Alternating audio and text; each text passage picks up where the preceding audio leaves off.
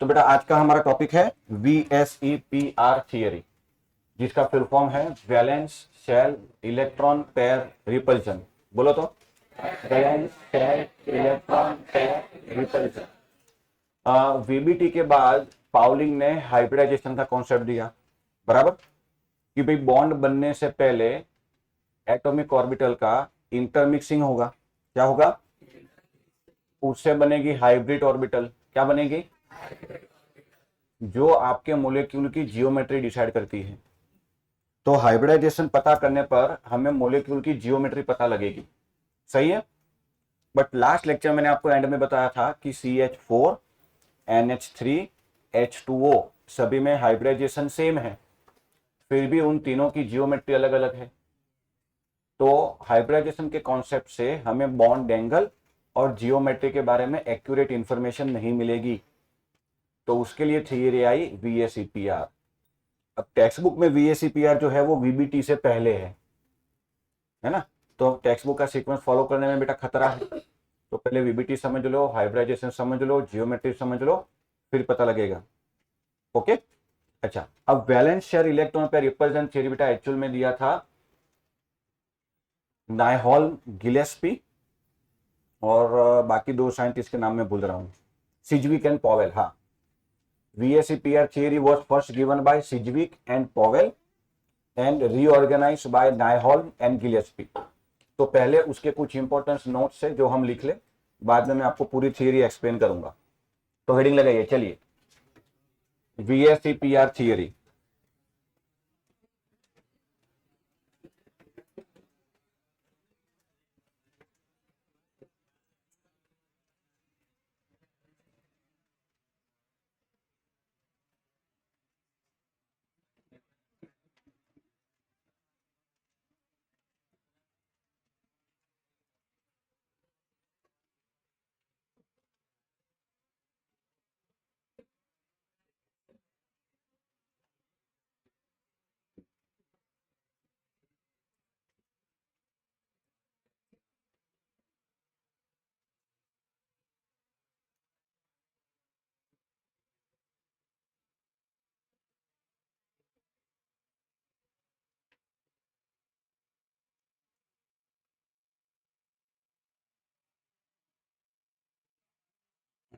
तो बेटा सबसे पहले तो ये लिखिए, VSEPR theory was given by Sidgwick and Powell and redefined by Nyholm and Gillespie।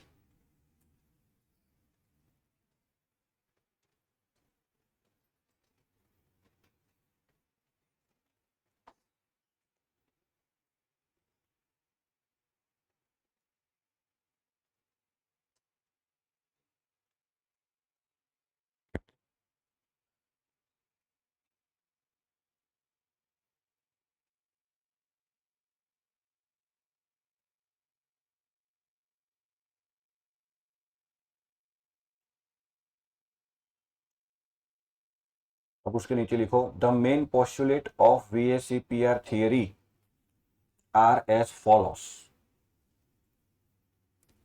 The main postulates of VSEPR theory are as follows।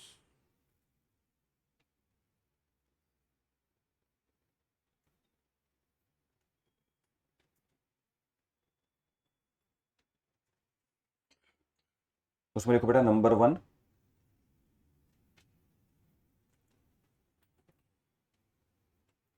the shape of molecule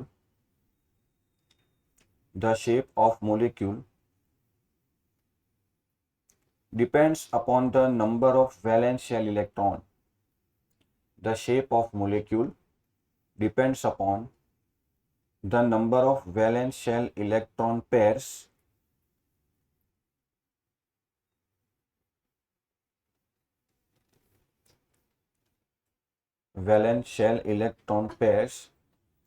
around the central atom।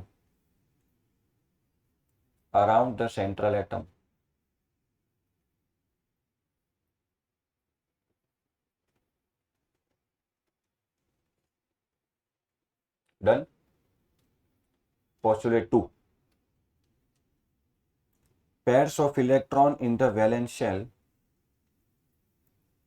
pairs of electron in the valence shell repel one another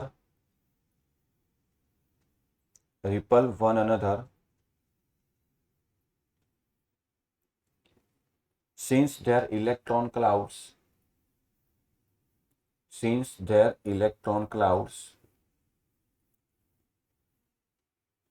are negatively charged.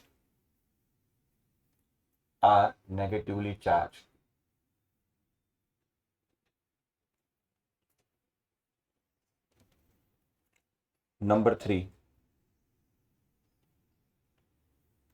These pairs of electrons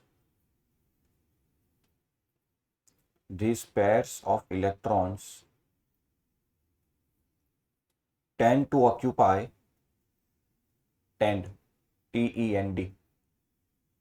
These pairs of electrons tend to occupy such position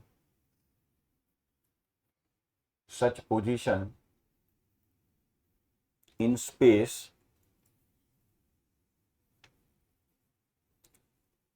that minimize repulsion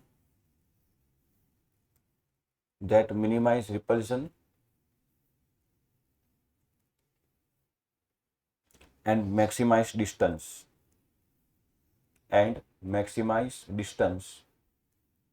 between them.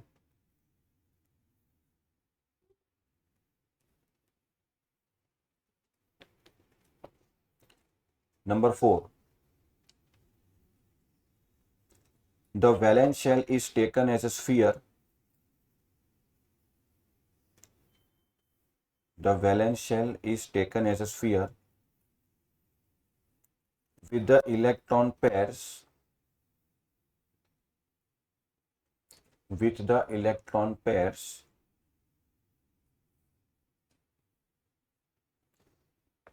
localizing on the spherical surface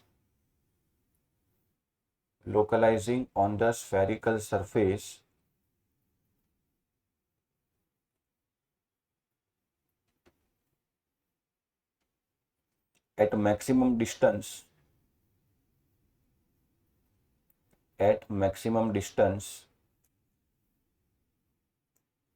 from one another.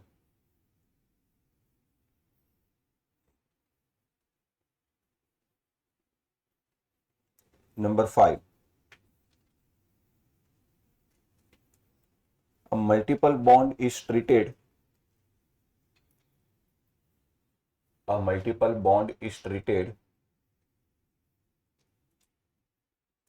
as if it is a single electron pair.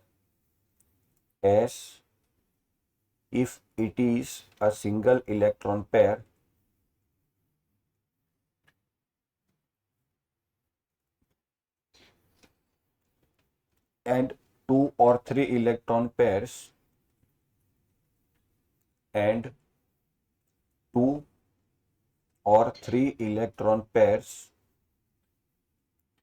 of a multiple bond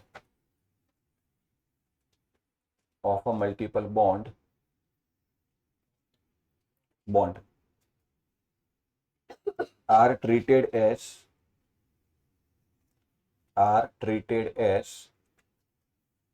single super pair.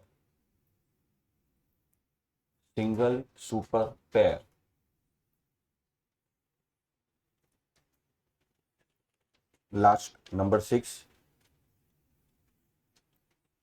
Where two or more resonating structures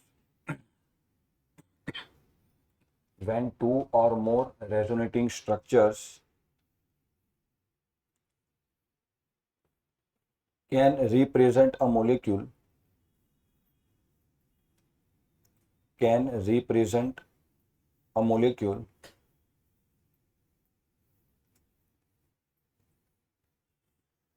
the VSEPR model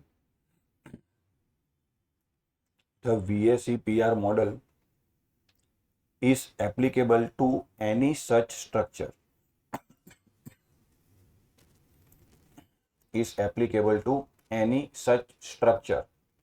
मतलब बेटा मान लो एक से ज्यादा resonating structure है ना, तो आप किसी एक के ऊपर VSEPR लगा सकते हो, सभी के ऊपर नहीं, ऐसा।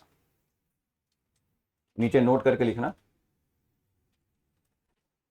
The repulsive interaction of electron pairs, the repulsive interaction of electron pairs decrease in the order, decrease in the order, बेटा ऑर्डर में बोर्ड पे लिख रहा हूं, आप ऐसे ही लिखो।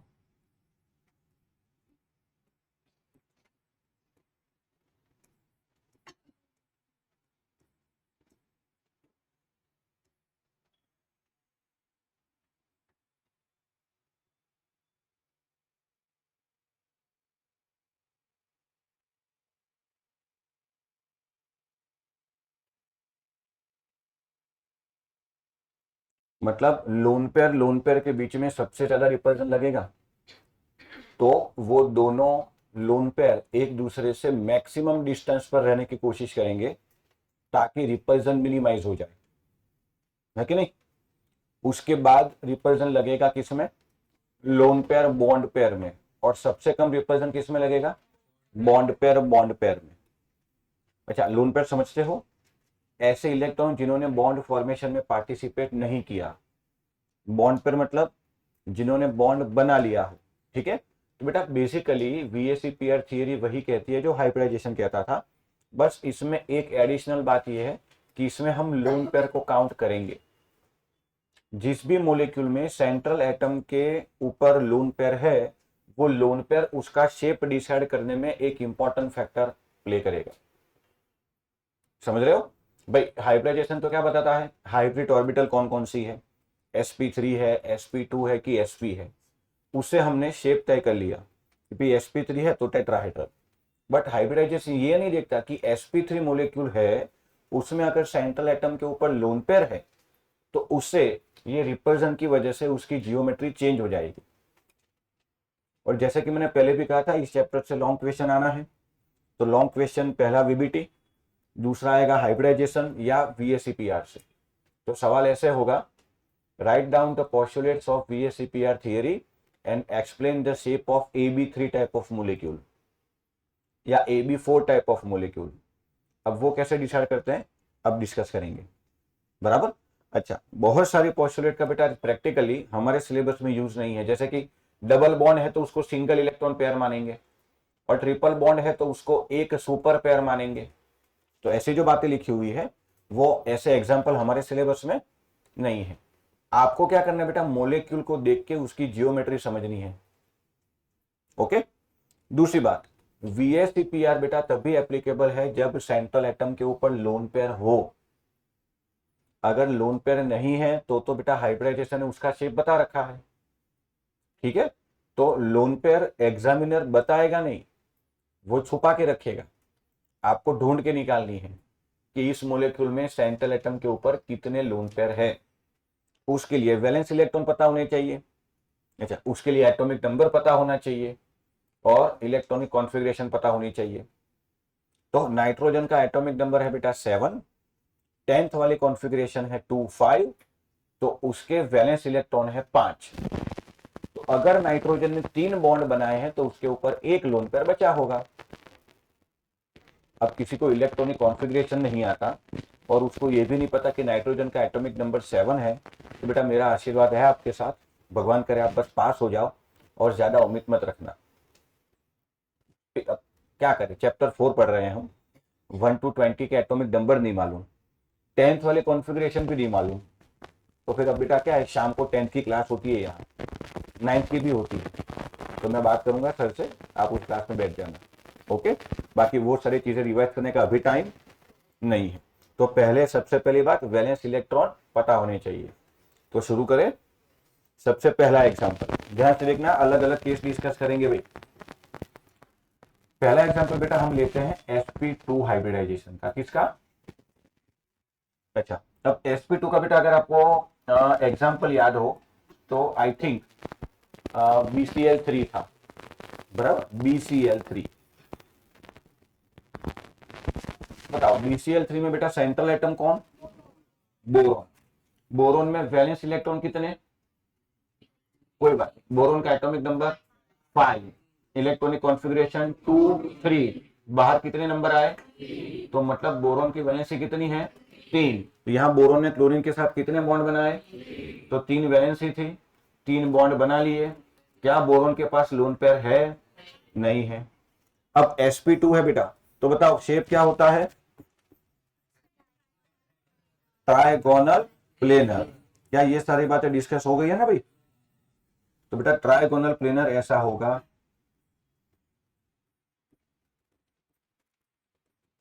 अब अकॉर्डिंग टू VSEPR इस तरह के मोलिक्यूल को हम कहेंगे AB3 टाइप ऑफ मोलिक्यूल। क्या कहेंगे बेटा, where A represent central atom, A क्या है और बी क्या है, बॉन्ड पेयर ऑफ इलेक्ट्रॉन। क्या है, देखो यहां कितनी बॉन्ड पेयर है, 1 2 और 3। बॉन्ड पेयर मतलब बेसिकली जितने बॉन्ड बने वो, एक बॉन्ड बनेगा तो एक बॉन्ड पेयर, 2 बॉन्ड बनेगा तो 2 बॉन्ड पेयर, 3 बॉन्ड बनेगा तो बी का मतलब बॉन्ड पेयर, ए का मतलब सेंट्रल एटम। अब अगर इसी हाइब्रिडाइजेशन में कोई एक ऐसा एग्जांपल ले लो जिसमें लोन पेयर है, तो उसकी जियोमेट्री चेंज हो जाएगी। कैसे, देखो मान लो बेटा मैं एग्जांपल ले रहा हूं SO2 का, किसका, स्टेरिक नंबर से हमने SO2 का हाइब्रिडाइजेशन निकाला हुआ है लास्ट लेक्चर में, चेक करके बताओ।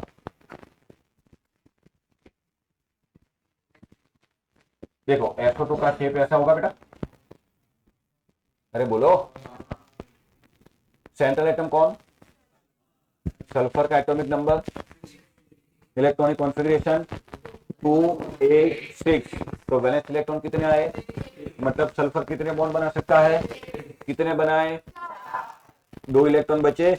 दैट मीन्स अब इसके पास एक लोन पेयर होगी, हाँ या ना। तो बेटा ये जो मोलिक्यूल है इसको हम ऐसे लिखेंगे AB2E। कैसे लिखेंगे, where A is, B2 is 2 bond pair, 2 bond pair, पर सर बॉन्ड तो 4 है, ऑस्टोलेट में लिखा multiple bond is consider a single, लिखा कि नहीं। एंड मल्टीपल बॉन्ड अगर डबल बॉन्ड से ज्यादा है तो सिंगल सुपर पेयर। तो ये दोनों बॉन्ड को मिला के एक बॉन्ड पेयर मानेंगे, ये दोनों को मिला के एक बॉन्ड पेयर मानेंगे एज पर VSEPR। और मेरे प्यारे बच्चों हाइब्रिडाइजेशन में मैंने ये भी बताया था कि पाई बॉन्ड काउंट नहीं करना है, तो इसमें एक ही सिग्मा काउंट कर, इसमें भी एक सिग्मा काउंट कर, तो 2 बॉन्ड बने, दैट मीन्स 2 बॉन्ड पेयर। और ई का मतलब होता है लोन पेयर, ई का मतलब होता है। अब ये लोन पेयर जो है ये इस बॉन्ड पेयर पर रिपल्जन लगाएगी बेटा, क्या लगाएगी। अब इसका जो इलेक्ट्रॉनिक अरेंजमेंट है, क्या इलेक्ट्रॉनिक अरेंजमेंट, वो बेटा हाइब्रिडाइजेशन से ही तय होगा, यही होगा ट्राइगोनल प्लेनर। बट जब मोलिक्यूल का शेप डिसाइड होगा तब लोन पेयर हटा लो।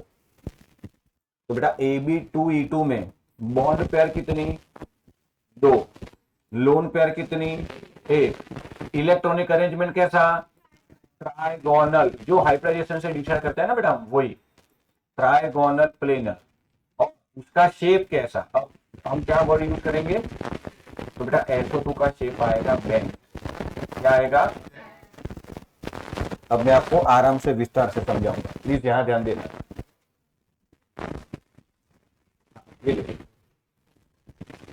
ये है ट्राइगोनल प्लेनर, देख लो। अभी कलर कंसीडर मत करो, ब्लैक है मतलब वो क्या है, बोरॉन, देख रहे हो, नहीं, अच्छा नहीं, एक और चश्मा पहन लो। ये 1 2 और 3 क्या हुआ, क्लोरीन। अभी बोरोन के पास लोन पेयर, तो देखो बेटा ये ट्राइंगल हुआ 120 का एंगल, कोई परेशानी नहीं, सब ठीक है, बढ़िया सब। ट्राइगोनल प्लेन मतलब एक प्लेन में ऐसे देखो, ठीक है। अच्छा अब आप इमेजिन करो कि इसमें ये जो ऑरेंज कलर का है वो लोन पेयर है। अब ये ऑरेंज कलर क्या है, तो अब ये एग्जांपल होगा SO2 का, किसका, तो ब्लैक कलर है वो क्या है, 2 व्हाइट मोलिक्यूल है वो क्या है, ऑरेंज है वो। अब बेटा ये लोन पेयर और बॉन्ड पेयर के बीच में रिपल्जन लगेगा, तो ये बॉन्ड ना ऐसे श्रिंक हो जाएगा, थोड़ा कम हो जाएगा। sp2 के हिसाब से कितना होना चाहिए था बेटा? sp2 के हिसाब से कितना होना चाहिए? 120, बट ये रिपल्सन की वजह से थोड़ा कम हो जाएगा, अराउंड 119। ज्यादा डिफरेंस नहीं होगा, एकदम धक्का मार देगा ऐसा नहीं, थोड़ा कम होगा, 118.5 या 119 के आसपास। अब जब हम इलेक्ट्रॉनिक अरेंजमेंट बोले, SO2 का इलेक्ट्रॉनिक अरेंजमेंट, तो बेटा वो ट्राइगोनल प्लेनर ही है, बट जब उसका शेप काउंट करे तो इसको हटा दो, तो ये बेंट हुआ। तो जब शेप बोलेगे SO2 का तो कैसे लिखेंगे? पर BCl3 का शेप बोले तो, क्योंकि उसमें लोन पेयर। अच्छा देखना, यहां टोटल कितने बॉन्ड है? यहां 2 बॉन्ड और एक, मतलब टोटल तो वही होगा, तो टोटल सेम होगा ना बेटा, तो स्टेरिक नंबर सेम आएगा, क्योंकि स्टेरिक नंबर में क्या करते हैं? Number of sigma bond plus lone pair.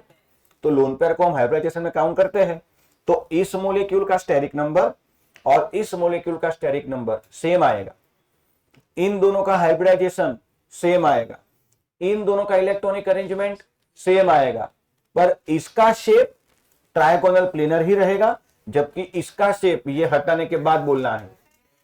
तो जब शेप बोलो तो लोन पेयर को हटा लो। क्या मैं ठीक से समझा पाया? तो जहां लोन पेयर नहीं है वहां बेटा हम हाइब्रिडाइजेशन से फिक्स कर लेंगे चीजों को, वो हमें पता ही है। ठीक है, ये दूसरा एग्जांपल पे जाए तो देखो, अगला एग्जांपल बेटा ले लो CH4 का। किसका बताओ? स्टेरिक नंबर, हाइब्रिडाइजेशन, शेप,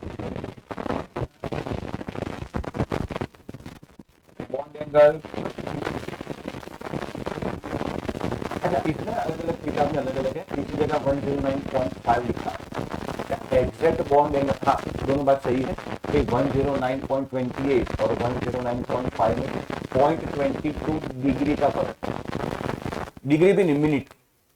देखो 0.22 ऐड करोगे तो हो जाएगा ना 109.5। तो एक्यूरेट बॉन्ड एंगल इतने छोटे मोलिक्यूल का निकालना बेटा प्रैक्टिकली पॉसिबल नहीं है। हो सकता है कई जगह लिखा हो 109.28 मिनट, कई जगह लिखा हो 109.5 मिनट, दोनों एक ही बात मान लेना, ठीक है, ज्यादा कोई डिफरेंस नहीं है। हाँ अब बेटा देखो टेट्राहेड्रल शेप कैसा होगा, ये बताया हुआ था मैंने, और ये एंगल आएगा बेटा ये। अब CH4 को हम कैसे लिखेंगे? AB, बोल क्लियर है, कोई परेशानी? अच्छा कार्बन का एटॉमिक नंबर बोल, 6। इलेक्ट्रॉनिक कॉन्फ़िगरेशन, तो लास्ट ऑर्बिटल में कितने इलेक्ट्रॉन, मतलब उसकी वैलेंसी कितनी, वो कितने इलेक्ट्रॉन कितने बॉन्ड बनाएगा, यहां कितने बनाए हैं, मतलब कार्बन के पास लोन पेयर, लोन पेयर नहीं है तो हाइब्रिडाइजेशन जिंदाबाद। कोई आपसे पूछे CH4 का हाइब्रिडाइजेशन, बिंदास बोलो sp3। शेप और जोर से बोलो टेट्राहेड्रल, बॉन्ड एंगल 109.5, कोई परेशानी नहीं। अच्छा अब इसके एग्जांपल देखो। अब मान लो बेटा मैं ऐसा एग्जांपल लू जैसे कि AB3E, देखो टोटल कितना हुआ, पर अब 3 बॉन्ड पेयर, एक लोन पेयर, यहां चारों बॉन्ड पेयर, तो इसका और इसका स्टेरिक नंबर सेम आएगा, हाइब्रिडाइजेशन भी सेम आएगा। इसका एग्जांपल बेटा मैं अगर आपको बताऊं तो वो होगा NH3। क्या होगा? नाइट्रोजन का एटॉमिक नंबर 7, इलेक्ट्रॉनिक कॉन्फ़िगरेशन 2 5, तो वो मैक्सिमम कितने बॉन्ड बना सकता है, यहाँ कितने बनाए, मतलब 2 इलेक्ट्रॉन बाकी, मतलब 1 इलेक्ट्रॉन पेयर आई। अच्छा 1 इलेक्ट्रॉन पेयर आते ही VSEPR अप्लाई होगा। अच्छा कोई बात नहीं, अगर आपसे पूछे इसका हाइब्रिडाइजेशन, बॉन्ड एंगल, अब वो नहीं होगा क्योंकि अब रिपल्सन की वजह से कम होगा, शेप वो भी चेंज हो जाएगा, बट इलेक्ट्रॉनिक अरेंजमेंट पूछे तो वो टेट्राहेड्रल, वो कैसे होगी? टेट्राहेड्रल। देखो अब बेटा ना ये अरेंजमेंट ऐसे होगा, A और यहां लोन पेयर, ये हुआ इलेक्ट्रॉनिक अरेंजमेंट। और जब शेप की बात करेंगे तो इलेक्ट्रॉन पेयर हटा लेंगे बेटा, इसका शेप आएगा पिरामिडल। क्या आएगा? मोर एक्यूरेटली बोले तो ट्राइगोनल पिरामिड। क्या बोलेंगे? Trigonal pyramid. तो फिर से AB3E टाइप का मोलिक्यूल, उसका एग्जांपल है, उसमें hybridisation, electronic arrangement tetrahedral, but shape pyramidal. Bond angle बेटा होना चाहिए कितना? बट ये लोन पेयर के रिपल्सन की वजह से बेटा एक्चुअल बॉन्ड एंगल जो है वो 107 के करीब आएगा। कितना आएगा? अच्छा, यहां एक और संभावना बन सकती है, देख, अगर मैं दो बॉन्ड पेयर ले लूं और दो इलेक्ट्रॉन पेयर ले लूं, फिर भी टोटल तो 4 ही हुआ। अरे बोल यार, तो इसका हाइब्रिडाइजेशन, इसका भी, इसका भी, अच्छा, इलेक्ट्रॉनिक अरेंजमेंट टेट्राहेड्रल, तो ये मॉलिक्यूल में ऐसे होगा और दो लोन पेयर, बट जब शेप काउंट करेंगे तब नहीं, ये हो जाएगा बेटा बेंड। एग्जाम्पल है H2O। देखो यहां ऑक्सीजन ने दो बॉन्ड बनाए, वो 6 बॉन्ड बना सकता था। ऑक्सीजन का एटॉमिक नंबर 8, इलेक्ट्रॉनिक कॉन्फ़िगरेशन 2 6, कितने बॉन्ड बना सकता है? 6। कितने बनाए? तो 4 इलेक्ट्रॉन बाकी, मतलब 2 लोन पेयर। तो 2 बॉन्ड पेयर, 2 लोन पेयर, तो दोनों को हाइब्रिडाइजेशन में तो काउंट करेंगे तो हाइब्रिडाइजेशन सभी का सेम आएगा। तो H2O में hybridisation, electronic arrangement, shape, bond angle. अब देख यहां 2 लोन पेयर है तो यहां रिपल्सन एमोनिया से ज्यादा लगेगा, तो बॉन्ड एंगल इससे भी कम आएगा, अराउंड 105, 104.5, बट 105, रिपल्सन और कम हो जाएगा। अच्छा, अब इसके एग्जांपल को समझते हैं। देखो देखो, ये है टेट्राहेड्रल, दिख रहा है? तो अभी हम यहां पर है, ब्लैक कलर है वो क्या है? अच्छा, अभी ऑरेंज कलर को मत देखो, अभी ऑरेंज कलर को, चारों के चारों व्हाइट है मान लो, तो बाकी के 4 क्या हुए? अच्छा, तो 1 2 3 4, ये होगा एक प्लेन, ये दूसरा, तीसरा और चौथा नीचे, इसलिए इसे क्या कहते हैं बेटा? टेट्राहेड्रल।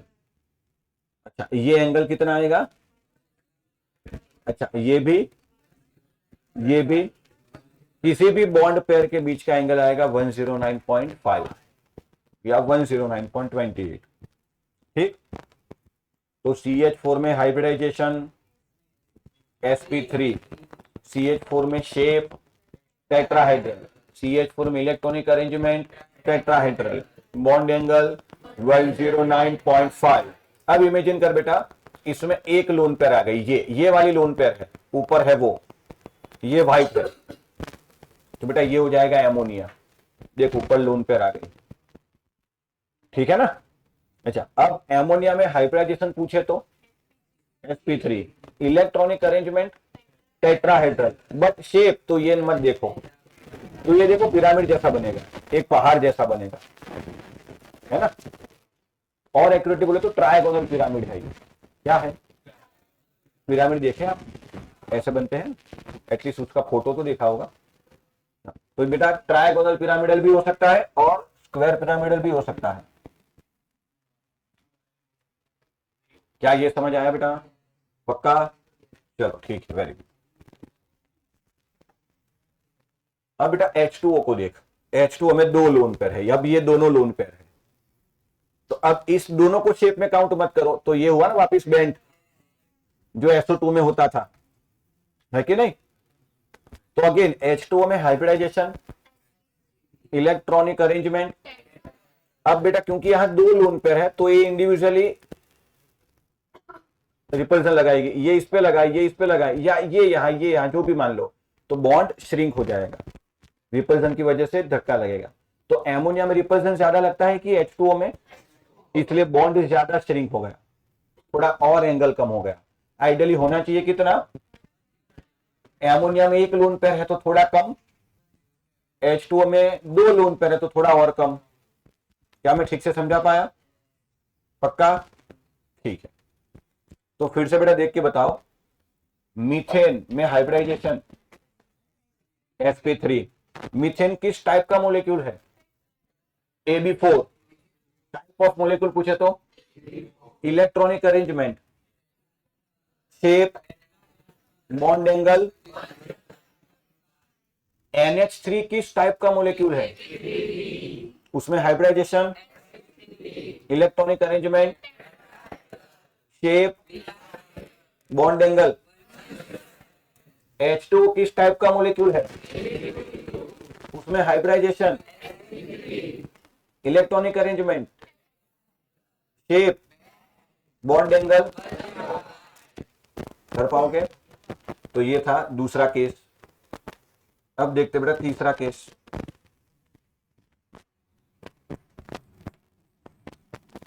sp3 हो गया। अब देखो मैं एग्जांपल ले रहा हूं PCl5 का। किसका? तो इस किस टाइप का मोलिक्यूल होगा? क्यों? क्योंकि यहाँ फॉस्फोरस ने 5 बॉन्ड बनाने चाहिए, 5 ही बॉन्ड बनाए हैं। वे फॉस्फोरस का एटॉमिक नंबर, इलेक्ट्रॉनिक कॉन्फ़िगरेशन 5 हुआ। तो वो कितने बॉन्ड बना सकता है? कितने बनाए? तो इसके ऊपर लोन पेयर, लोन पेयर नहीं है तो हाइब्रिडाइजेशन। यहां बेटा हाइब्रिडाइजेशन होगा क्या? सिंपल। अच्छा, यहां शेप कैसा आया था? Trigonal bipyramidal. भूल गए ना यार, क्या आया था?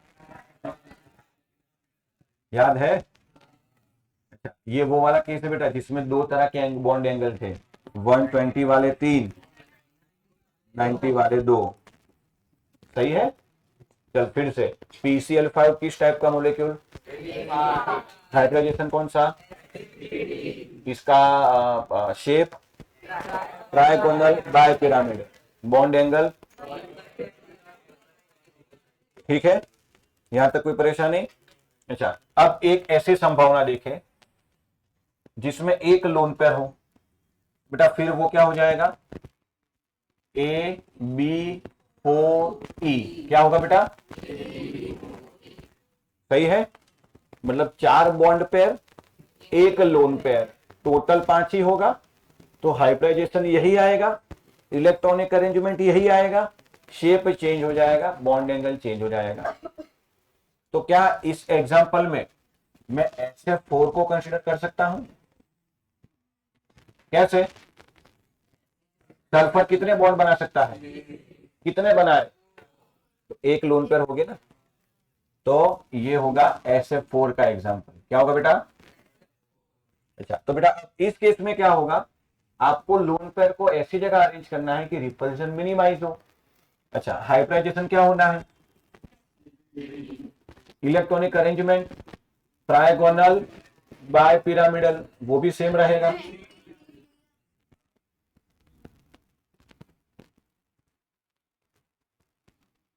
सही है। Electronic arrangement trigonal bipyramidal. But बेटा अब जो शेप आएगा ना वो ऐसा आएगा। एक लोन पेयर यहां रख दो,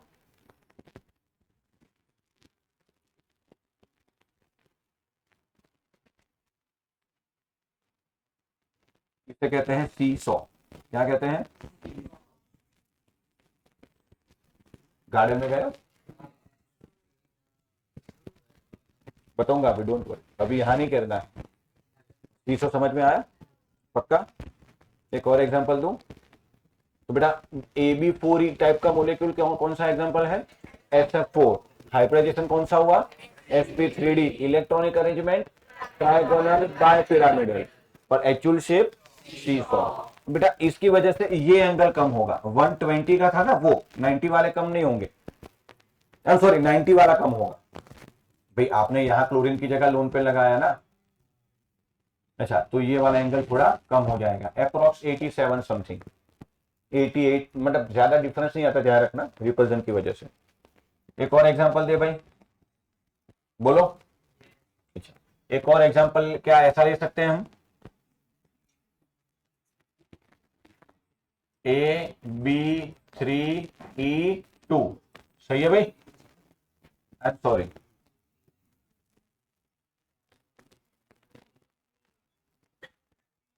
AB3E2 मतलब बेटा क्लोरीन कितने बॉन्ड बना सकता है?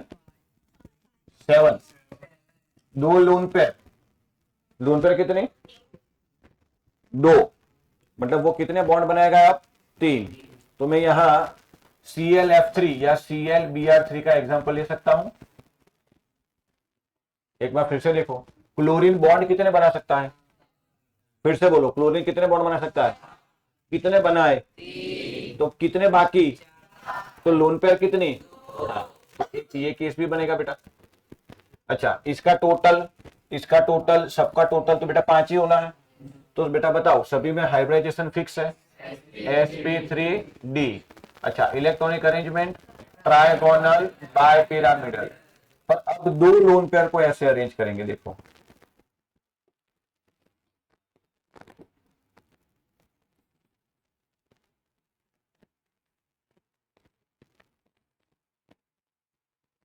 ऐसा था ट्राइगोनल बाय पिरामिडल, ये रहा देखो। तो अब ये दो लोन पेयर आ जाएगी, electronic arrangement trigonal bipyramidal, but lone pair को हटा दो तो ये टी शेप होगा, क्या होगा, ये सारी चीजें याद रखनी है एग्जाम में कि what is the shape of AB3E2 type of molecule, तो सब मिक्स हो जाएगा ना, अभी तो आपके सामने है। अच्छा, तो फिर से एक बार बताओ, PCl5 किस टाइप का molecule, hybridisation, shape, electronic arrangement भी, बॉन्ड एंगल 120 के 3, 90 के 2। अच्छा, इसे बेटा प्लेनर कहेंगे, इसे इक्वेटोरियल कहेंगे, ऊपर है इसलिए, अगर कहीं पढ़ने में ऐसा है तो डरना मत। ये 3 120 वाले एक ही प्लेन में है ना यार, तो प्लेनर वो ऊपर है, तो इक्वेटोरियल 90। तो प्लेनर वाले 120, इक्वेटोरियल वाले 90, ऐसा वर्ड यूज किया हो तो। SF4 किस टाइप का मोलिक्यूल है, उसमें हाइब्रिडाइजेशन कौन सा, उसका electronic arrangement, but shape, ClBr3 किस टाइप का मॉलिक्यूल है, hybridisation, electronic arrangement, but actual shape. अच्छा, अब देखो इसको, अभी ऑरेंज कलर नहीं देखना है, सिर्फ ब्लू देखो एंड व्हाइट देखो। तो ये तीन भी व्हाइट है ऐसे मान लो, बराबर। तो ये एक 2 3 4 5, तो ये AB5 हुआ ना। अच्छा, हम इसको ऐसे दिखाते हैं यार, ये ट्राइंगल बना देख, ये रहा ट्राइंगल 1 2 3, तो ये तीनों ऑरेंज ट्राइंगल पर है, हेलो, फिर एक ऊपर एक ऊपर। हाँ, तो ये ऐसे प्लेन बनाओ ऐसे, तो 3 प्लेन नीचे बनेंगे, तो ट्रायगोनल, एक पिरामिड ऊपर एक पिरामिड नीचे, तो ट्रायगोनल बाय पिरामिडल। फिर से देखो बेटा, ये ट्राइंगल बना के नहीं बेटा, ये 1 2 3, एक ऊपर एक नीचे। अच्छा, तो यहां एक प्लेन बनेगा, ये दूसरा, ये तीसरा, मोबाइल स्टैंड जैसा, मोबाइल का स्टैंड होता है ना पिरामिडल ट्रायगोनल। अच्छा, ऐसा ही नीचे लगा दो, 1 2 3, ठीक है, बोल। अच्छा, अभी इस केस में बेटा लोन पेयर कितनी है, एक। अच्छा, तो ये लोन पेयर को बेटा आप ये लोन पेयर मान लो, या कोई भी एक मान लो ना, ऑरेंज कलर, मैं गलती से एक लोन पेयर ज्यादा लगा के आया, ये ले, ये चिल्लाएगा फिर।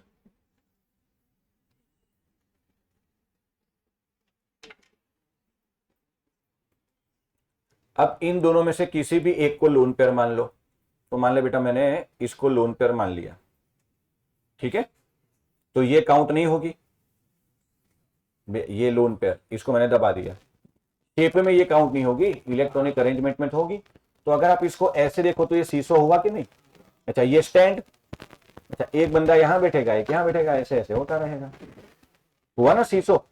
अरे यार, अब इसमें कितने लोन पेयर है, तो ये दोनों को काउंट मत कर, तो ये टी हुआ, देख अब कैसे दिखाऊं, ये ले, हुआ कि नहीं टी, समझ रहे हो। तो लोन पेयर को शेप में काउंट नहीं करना है, इलेक्ट्रॉनिक अरेंजमेंट में तो करना है, इलेक्ट्रॉन तो है कि नहीं।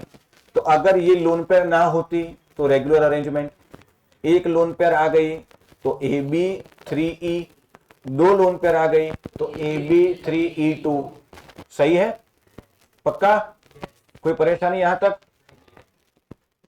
कर पाओगे ना। अच्छा, मैं आपको एक वेबसाइट बताता हूं, ध्यान से सुन लो, कैम क्यूब 3D। फालतू वेबसाइट की जगह कभी ये सर्च लिया करो, लिख लो कहीं कैम क्यूब 3D। मैं लिख रहा हूं बोर्ड पे, डोंट वरी।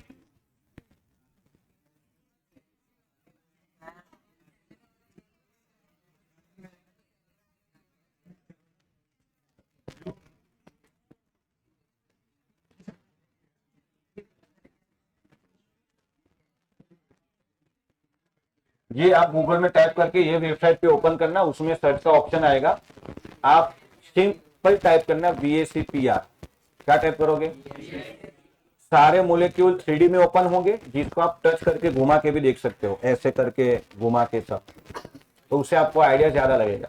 हालांकि मैं 3D मोलेक्यूल साथ लेकर आया हूं, बट आप अपने मोबाइल स्क्रीन पे ऐसे टच करके घुमा सकते हो उसको। ऐसे स्वाइप करोगे ना तो वो घूम जाएगा, फिर ऐसे ऐसे करोगे तो वो पूरा रोटेट हो जाएगा, तो आप उसको 3D में देख सकते हो। और बेटा ध्यान रखना, जो काम का है वो तो VACPR करते करते पता नहीं कॉम्प्लेक्स कंपाउंड में चला गया, उसमें केमिस्ट्री में भर भर के मोलेक्यूल है, सब सारे जितने अवेलेबल है वो आपके काम के जो है वो, वरना आप बैठे हो 5 मिनट के लिए, आधा घंटा चला जाएगा। हालांकि उस केस में तो नहीं होगा, रील्स थोड़ी है ये। आपको स्ट्रक्चर एक देखना था, वो नहीं मिला, कुछ कोई और देख के बंद कर दिया। तो जो देखना हो ये ध्यान रखना, 2 साल, हालांकि जब भी केमिस्ट्री पढ़ो कोई भी स्ट्रक्चर 3D में देखना हो तो आप ये देख पाओगे। ठीक है, कैम क्यूब 3D। हालांकि मैं 3D मोलेक्यूल लेकर आया हूं और मैं यहां भी बता सकता हूं, बट फिर क्या है, कुछ और इससे अच्छा आप अपने हिसाब से देख लेना जी। तो बेटा બાકીના ત્રણનું શું કરવાનું? બોન્ડ એંગલ, બોન્ડ એંગલ તો ઓછો થશે, અહીંયા આના ઉપર લાગશે, અહીંયા આના ઉપર લાગશે, તો જો સ્ટાન્ડર્ડ બોન્ડ એંગલ છે ને એના કરતા થોડોક ઓછો એઝ્યુમ કરી લેવાનો, 120 છે તો 118, બહુ મોટો ડિફરન્સ નહીં લેવાનો। પણ આ ત્રણેય તો કાઉન્ટ કરવાનો ને શેપમાં, એટલે ટી શેપ તો થયો જ ને। અચ્છા, ટી શેપના બદલે તું આમ લખ ટી, એટલે તું ટી આમ લખે છે ને એના બદલે ટી થોડો આમ લખ, ટેસ્લા જેવું ટી લખ। ઓકે, બહુ બોન્ડ એંગલમાં બેટા એટલો મોટો ડિફરન્સ નહીં આવે। એ કયા કેસમાં આવશે હું છેલ્લે बताऊं। फिलहाल ये बताओ, यहां तक समझ आया? ये कौन सा केस था बेटा? जिसमें हाइब्रिडाइजेशन था sp3d। तो सभी में देखो हाइब्रिडाइजेशन सेम, सभी में इलेक्ट्रॉनिक अरेंजमेंट चेंज आएगा बेटा, वो आएगा शेप में और बॉन्ड एंगल में थोड़ा बहुत।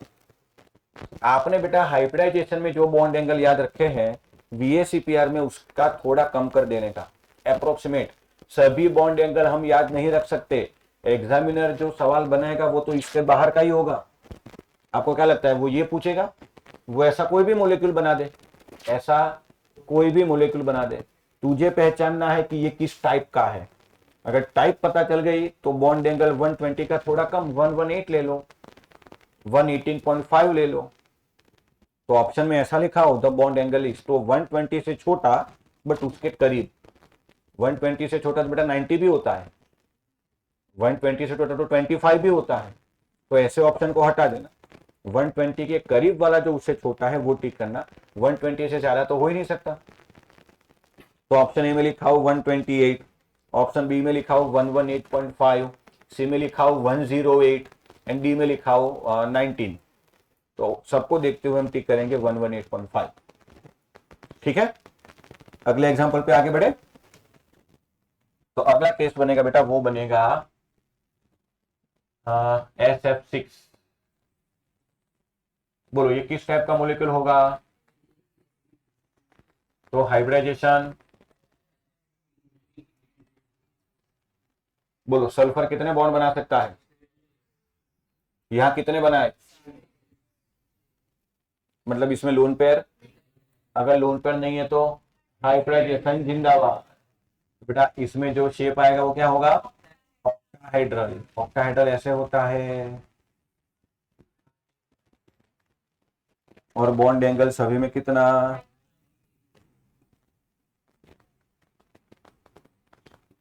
ठीक। अच्छा, अब एक एग्जांपल बेटा हम ऐसा ले जिसमें लोन पेयर हो। जैसे अब मैं ऐसे लिखूं AB5E, क्या है बेटा ये? AB5E। उसका एग्जांपल देखो तो मैं भूल गया, BRF5। हाँ ठीक है, BrF5। देखो यहां ध्यान दो बेटा, ब्रोमीन कितने बॉन्ड बना सकता है? ब्रोमीन भाई क्लोरीन कितने बनाएगा? 7। तो ब्रोमीन भी एक फैमिली में वैलेंसी सेम होगी, तो ब्रोमीन 7 बॉन्ड बनाएगा। कितने बनाए? कितने कितने बाकी? मतलब इसके पास एक लोन पेयर है। चलो कोई नहीं, हाइब्रिडाइजेशन तो बेटा वही आएगा। कौन सा? अच्छा, इलेक्ट्रॉनिक अरेंजमेंट। पर बेटा अब आपको एक लोन पेयर अरेंज करनी है, बोलो यहां कहां करोगे कि जिससे रिपल्सन मिनिमाइज हो? यहां करोगे कि ये आइडियल लगता है, प्लेन के ऊपर हो वो आइडियल लगता है कि नहीं? तो एक लोन पेयर आ जाएगी यहां, तो इलेक्ट्रॉनिक अरेंजमेंट क्या हुई? ऑक्टाहेड्रल। बट अगर हम इसको ना कंसिडर करें शेप में, तो बेटा ये होगा स्क्वायर पिरामिडल। क्या होगा? Square pyramidal. फिर से बोल तो। अच्छा, बॉन्ड एंगल होना कितना चाहिए? तो उससे थोड़ा कम कंसिडर कर लो, 87 से 88.5 के बीच में। बेटा एग्जैक्ट तो नहीं मालूम, इसके आसपास रहेगा, है कि नहीं? अरे यार समझ रहे हो आप? एक और एग्जांपल हो सकता है, देखो अब हम क्या करें, लोन पेयर 2 कर दे, दैट इज AB4E2। इसका एग्जांपल होगा जेनॉन, 2 लोन पेयर मतलब 2 मोलिक्यूल, XeF4 2, XeF4। हाँ बराबर है। जेनॉन लास्ट ऑर्बिटल में कितने इलेक्ट्रॉन? 8। वो कितने बॉन्ड बना सकता है? 8। कितने बनाए? कितने बाकी? मतलब 2 लोन पेयर आएगी बेटा। यहां कितनी आई थी? चलो वो जो भी हो, हाइब्रिडाइजेशन क्या होना है? सही है। अगर sp3d2 है तो इलेक्ट्रॉनिक अरेंजमेंट भी। अब तुझे 2 लोन पेयर अरेंज करनी है, कितनी? बोल कैसे अरेंज करेगा, कहां रखेगा 2 लोन पेयर को? नजदीक नजदीक, ऐसे कि एग्जैक्ट ऑपोजिट दूर। देखा ना बेटा, lone pair try to remain at maximum distance, ताकि उनके बीच का रिपल्सन क्या हो? मिनिमाइज हो। सही है ना? तो एक लोन पेयर यहां, एक यहां, मतलब 2 lone pair opposite. I am sorry, तो इसका शेप हो जाएगा स्क्वायर प्लेनर। ये स्क्वायर होगा ना बेटा, सिर्फ स्क्वायर ही कंसिडर करेंगे। चल कोई नहीं कोई नहीं, 3D में देखते हैं। चलो आजा, अभी रेड को कंसिडर मत करो, ठीक है? तो सेंटर में है वो सल्फर, और टोटल 6 फ्लोरीन, 1 2 3 4 5 6। ये भी फ्लोरीन है, अभी मत देखो कि ये क्या है, बराबर?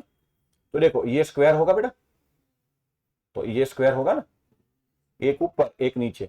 चल इसको टच कर, एक प्लेन, दूसरा, तीसरा, चौथा, वैसे ही 4 प्लेन नीचे आएंगे, ऑक्टाहाइड्रल। ठीक है, तो ऑक्टाहाइड्रल शेप ऐसे होगा, है ना भाई?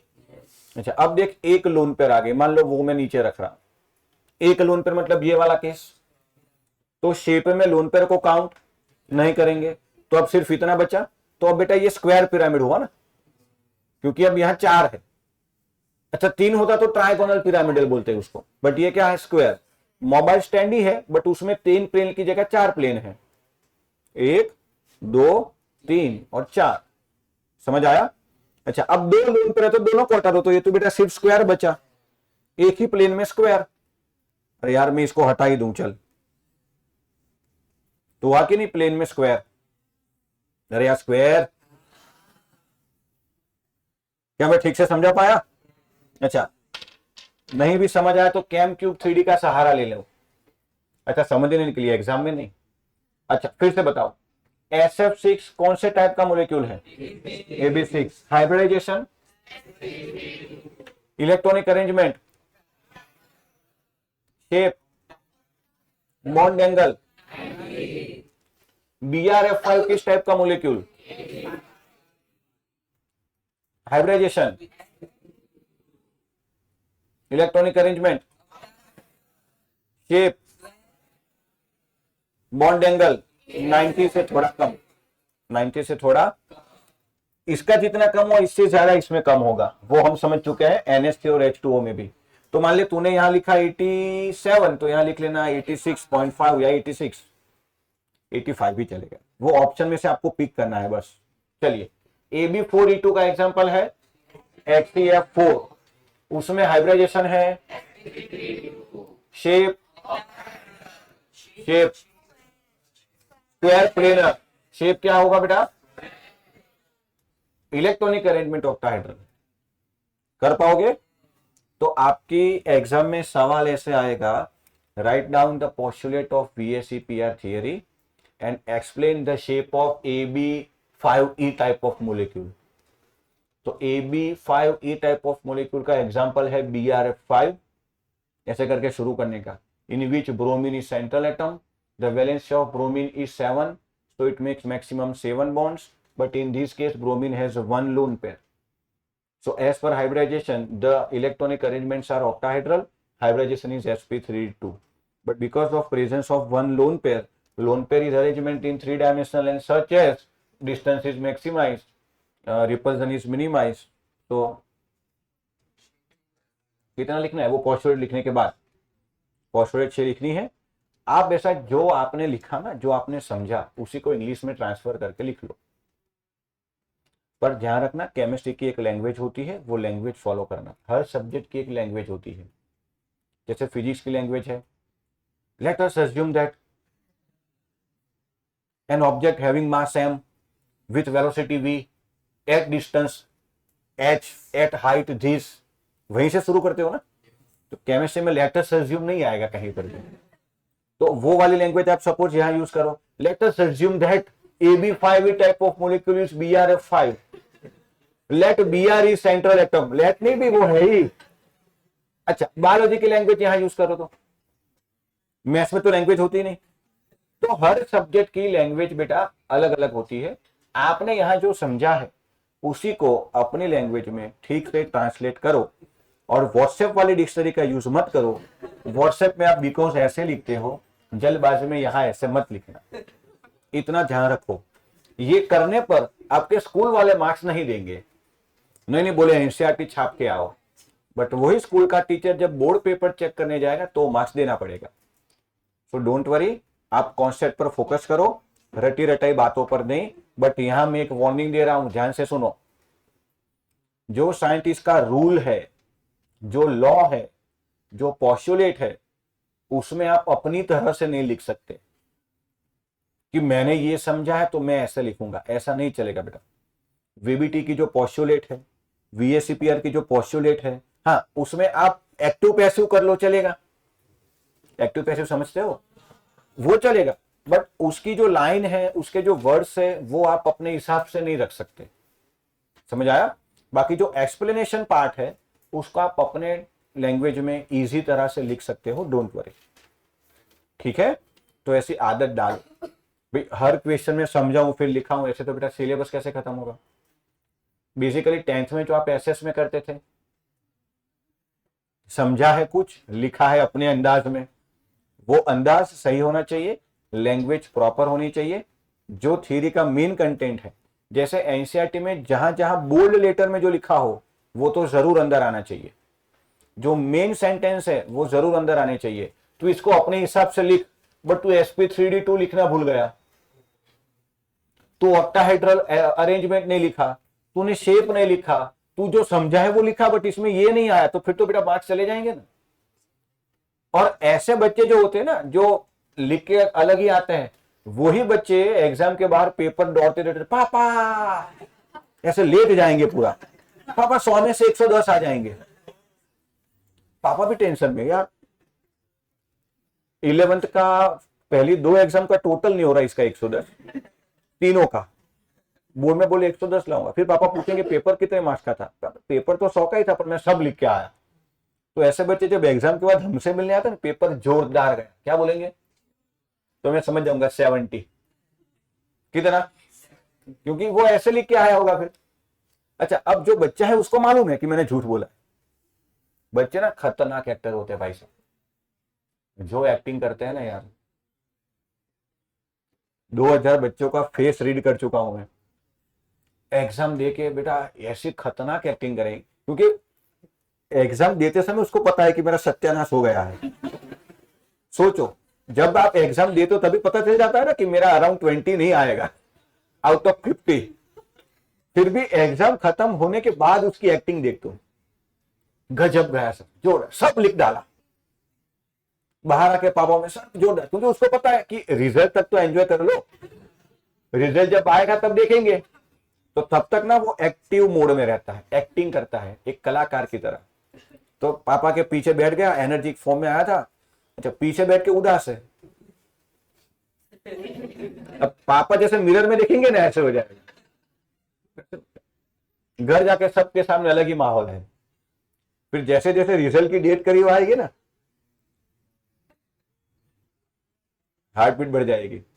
फिर रिजल्ट के दिन जो बवाल होगा घर पे, तू तो बोल रहा था 110 आएगा, तीनों का टोटल 110 नहीं हो रहा, फिजिक्स केमिस्ट्री मैथ्स तीनों का टोटल बेटा तेरा 95 हो रहा है, बता। फिर वो शुरू करेगा कहानी बनाना, पेपर टफ था, टफ चेकिंग हुआ, टीचर ने ठीक नहीं पढ़ाया, कॉमन डायलॉग। बोलो ये चैप्टर पढ़ाया नहीं पापा, बोलो ऐसा थोड़ी चलता है। फिर पापा ऐसे करके आएंगे, ये चैप्टर नहीं पढ़ाया आपने। फिर हम बोलेंगे सर रिजल्ट आने के बाद पता चला, मैंने तो कब का नहीं पढ़ाया, चलो आप अब बता रहे हो। तो ये ऐसे सब नाटक होते हैं। और बच्चा जो होता है ना, उसको पहले दिन से पता है कि मेरी रेंज क्या होने वाली है। आप एक्टिंग करो, कोई बात नहीं, बट ध्यान रखो बेटा, आपके माँ बाप के लिए ना आप बहुत कीमती हो, उनका दिल मत दुखाओ, जो है वो उनको बोल दो। आप उनको सपने दिखा रहे हो आईआईटी के, फिर बीफार्म या बीएससी में भी एडमिशन ना मिले तो उनका दिल टूट जाएगा। वो 4 5 10 जगह बोल के बैठे हैं कि मेरा बच्चा यहाँ जा रहा है, मेरा बच्चा ये कर रहा है, कोचिंग वाली एग्जाम में इतने स्कोर कर रहा है। रिजल्ट तक कोई कुछ नहीं बोलेगा, आपके अड़ोस पड़ोस वाले और आपके रिलेटिव सब जानते हैं कि तू ठेला लेके निकलता है रोज 3 घंटे 4 घंटे। कोई अभी कुछ नहीं बोलेगा, रिजल्ट के बाद ताना मारेंगे आपके पापा मम्मी को, ताऊ जी का लड़का, देख ये आपकी फूफा, आपकी मौसी मामा, ये घर वाले फोन करेंगे। ફોન કરીને પહેલા પપ્પા મમ્મીને શું કહે, મેં તો કીધું તું ના કરાઈશ, એના લક્ષણ નતા જ, તને બહુ હવા હતી, લે હવે ભોગવ, આવું બધું સંભળાવશે। अभी तो जो अभी आप, और ये सारी बेटा जो आप हरकतें करते हो ना, इसका रिजल्ट लॉन्ग टर्म के बाद मिलता है। और आपकी जनरेशन में क्या होता है, पेशेंस बिल्कुल नहीं, आपको सब इंस्टेंट चाहिए। तो आप इंस्टेंट डोपामिन के रिलीज में आप लॉन्ग टर्म का नुकसान कर बैठते हो। अभी जो आप मस्ती कर रहे हो, मजाक कर रहे हो, आज मैंने लेक्चर में होमवर्क नहीं किया, मजा आ गया, आज मैंने मिनी टेस्ट के 3 क्वेश्चन नहीं किए, बहुत मजा आ गया, अब यही एक क्वेश्चन आपकी एग्जाम में आ गया, तूने नहीं लिखा, ये सब की इफेक्ट ना 2 साल बाद दिखेगी। अभी मजा आ गया, खुश, 2 साल के बाद। और ऐसे बहुत बच्चे देखे हैं, अगर आपको देखना हो ना तो पेरेंट्स आएंगे ना तो आपको कैबिन के बाहर खड़ा रखेंगे, देखना रोते हैं हमारे सामने। लिटरली हमने पापाओं को रोते हुए देखा है। बच्चा सोफे पे बैठा है, पापा मम्मी कुर्सी पे बैठे हैं, और एग्जाम में फेल हो गए, सर अब क्या करें, अब अगले साल।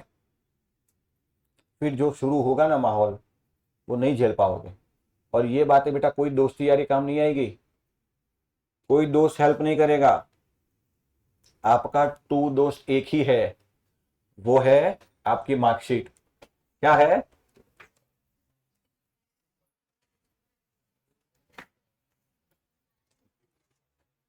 कह दे।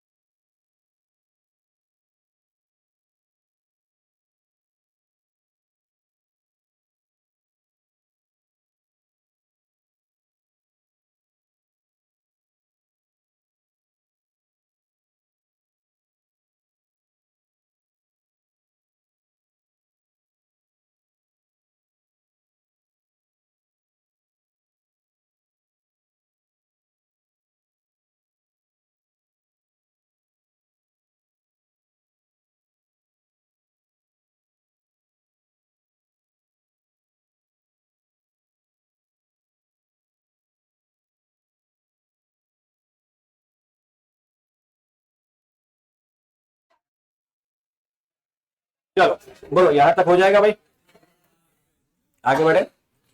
अच्छा, अब आपको कुछ इंटरेस्टिंग फैक्ट बताता हूं, देखो। NH3, okay, hybridisation, bond angle 109 से लोन पेयर है कि ना, ओके। अच्छा, NH3 के नीचे क्या आएगा भाई? Nitrogen, phosphorus, arsenic, Nana Patekar Asrani,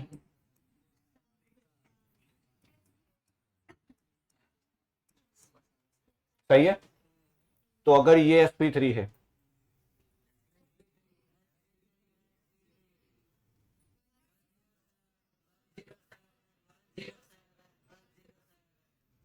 इसमें हाइब्रिडाइजेशन ही नहीं होता।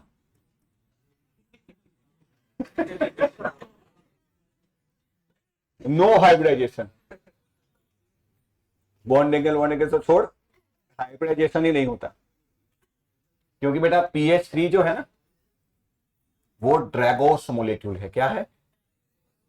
हाँ, तो वो चीज क्या है वो देखो, उसे कहते हैं ड्रैगोस रूल।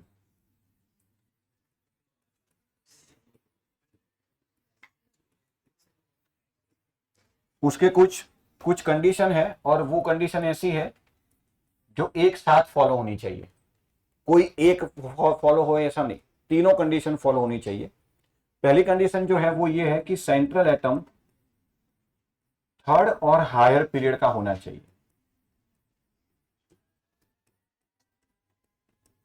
अच्छा, पहला पीरियड मतलब बेटा हाइड्रोजन हीलियम, हाइड्रोजन हीलियम पहला period.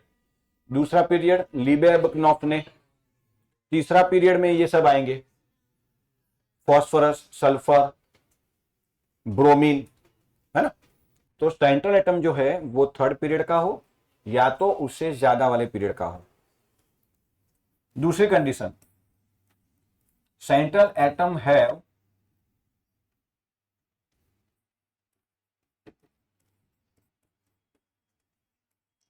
At least one lone pair, at least, जो कि इसके पास है। एंड नंबर 3, सराउंडेड एटम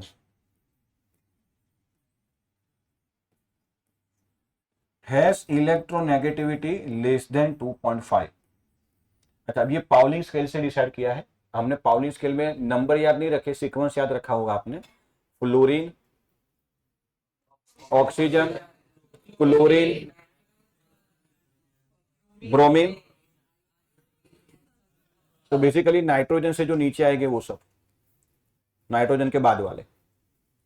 तो अगर सेंट्रल एटम थर्ड और हायर पीरियड का है, सेंट्रल एटम के पास एटलीस्ट वन लोन पेयर है, और उसका सराउंडिंग एटम की इलेक्ट्रोनेगेटिविटी 2.5 से भी कम है, तो उसको बेटा ड्रैगोस मोलेक्यूल या उसमें ड्रैगोस रूल अप्लाई होगा।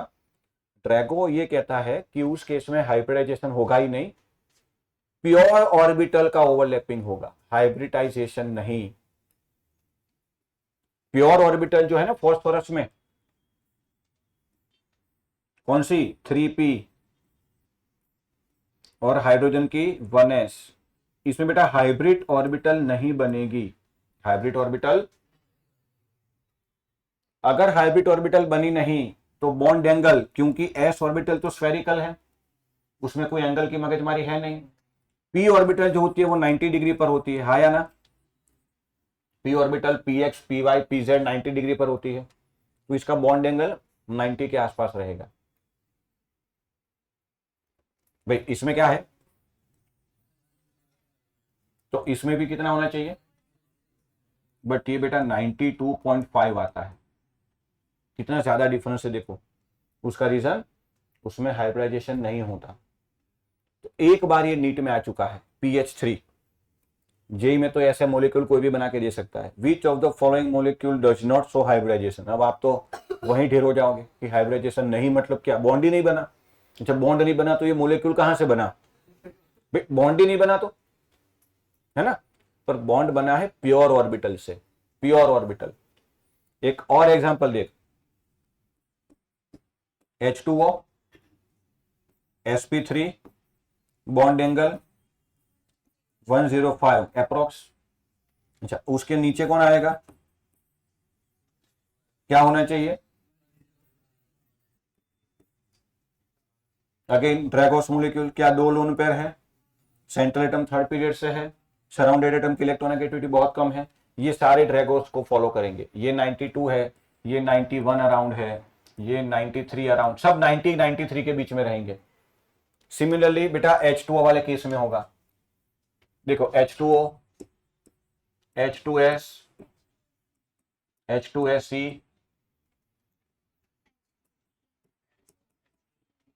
इन सब में यही होगा।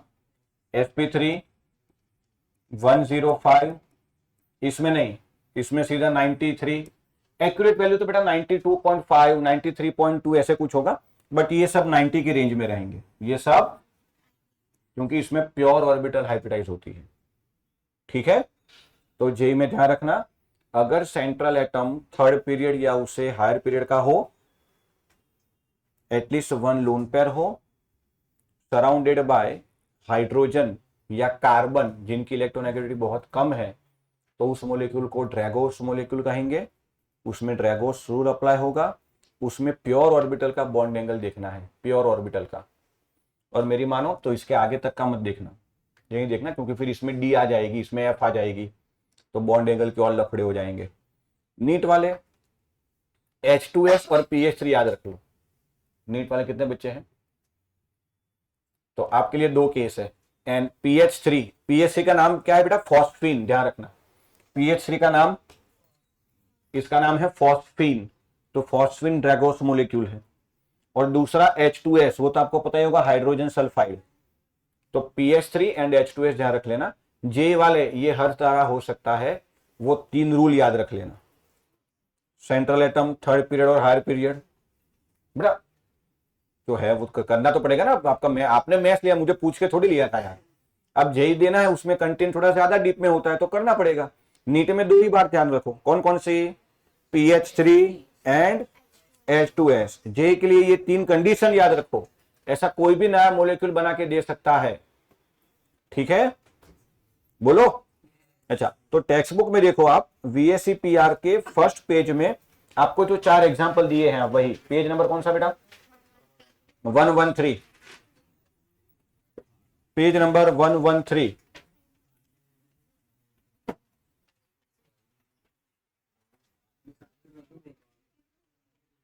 अच्छा, पेज नंबर 113 में लेफ्ट साइड पे देखो, आपको चार एग्जांपल मिलेंगे, BeCl2, BF3, CH4, PCl5 है। हाँ, उन सभी में VSEPR अप्लाई नहीं होगा, क्योंकि कहीं किसी के पास लोन पेयर नहीं है। तो देखो सभी में रेगुलर बॉन्ड ऑर्डर लिखा हुआ है, एग्जैक्टली एक पेज पीछे टर्न करो। हाँ, उसमें टेबल आया होगा, टेबल में ऊपर लिखा है geometry of molecule in which central atom have no lone pair, central atom have, तो उसमें यही सारे एग्जांपल होंगे जो मैंने आपको अलग अलग एक साथ पढ़ा दिए। अच्छा, उसके सामने एक और टेबल होगा, shape of molecule in which central atom have one or more than one lone pair. उसमें देखो AB3E, AB3E2, AB2E2, AB, मैंने बेटा क्या किया है, सबको एक साथ मर्ज करके पढ़ा ताकि आप ठीक से समझ पाओ। देखो हमने यहां से शुरू किया था, तो आपको ये वाला जो है वो आगे के टेबल में होगा। उन्होंने लीनियर, अच्छा लीनियर तो बेटा पॉसिबल ही नहीं है ना, अगर दो ही बॉन्ड बने हैं, उसमें लोन पेयर ऑलरेडी एक 180 पर है, अब मान लो रिपल्सन लगा तो ये तो करीब आएंगे, तो वो केस यहां एप्लीकेबल नहीं है। उसके बाद के केस से देखो BCl3 होगा, CH4 होगा, है ना। तो मैंने ये और ये एक साथ पढ़ाया है, जबकि ये जो है वो उस टेबल का फर्स्ट होगा, है ना। सिमिलरली यहां देख, ये वो वाले टेबल में होगा आगे वाले, और फिर ये अगले वाले टेबल के पहले दो एग्जांपल AB3E, AB2E2। समझ आया बेटा, तो एक साथ पढ़ेंगे तो क्लैरिटी रहेगी। तो आपको कैसे देखना है, ये वाला जो एग्जांपल है इस तरफ जो मैंने लिखे हैं पहले न्यूट्रल एग्जांपल, वो सब टेबल नंबर, हाँ ये सारे जो एग्जांपल होंगे वो टेबल नंबर 4.6 में मिलेंगे आपको, और ये वाले एग्जांपल आपको टेबल नंबर 4. 7 में मिलेंगे, सीक्वेंस वही होगी। उसके बाद देखना AB4 ही होगा, फिर AB3 2 होगा, ऐसे आगे बढ़ेंगे। क्या ठीक से समझा पाया मैं? उसके पीछे टेबल 4.8 में लोन पेयर को कहां अरेंज करे ताकि डिस्टेंस मैक्सिमाइज हो, वो लिखा होगा। टेबल 4.8 बहुत आगे चले गए आप, उसके जस्ट पीछे था। तो उसमें 2-3 एग्जांपल लिए होंगे कि जहां लोन पेयर को आप कहां अरेंज करें। जैसे कि मैंने आपको ऐसे यहां बताया कि भाई यहां लोन पेयर को अरेंज करो तो वो नजदीक रहेगी, ये करो तो थोड़ी दूर रहेगी। तो लोन पेयर को ऐसे अरेंज करना है कि उनका डिस्टेंस मैक्सिमाइज रहे। ठीक है, तो वो पढ़ना एक बार। ओके, अच्छा। अब हाइब्रिडाइजेशन वो सब हो गया है, अब सीधा हम अगले क्लास में एमओटी से शुरू करेंगे। एमओटी से कोवेलेंट बॉन्ड खत्म, आवनिक बॉन्ड बाकी।